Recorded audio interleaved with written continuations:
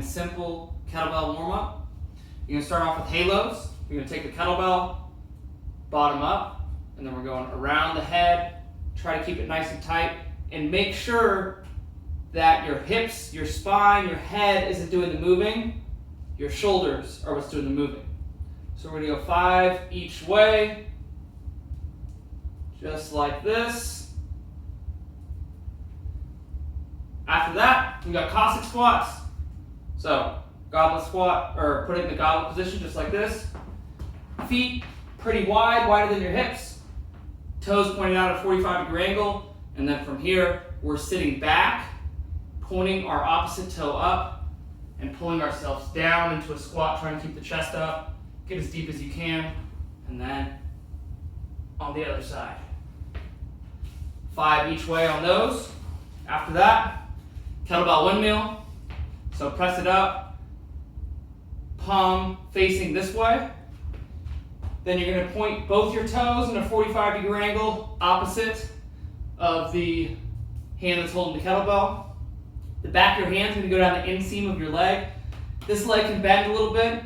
This leg's going to stay straight, and you're trying to drive your right hip back this way.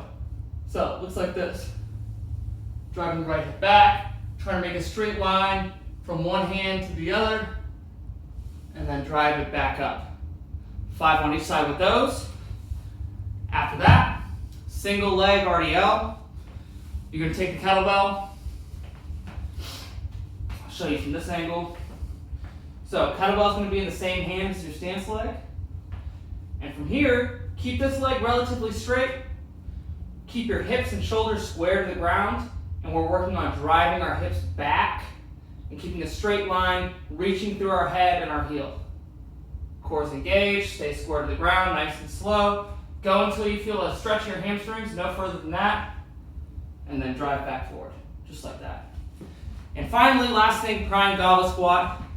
You can do 5 of these.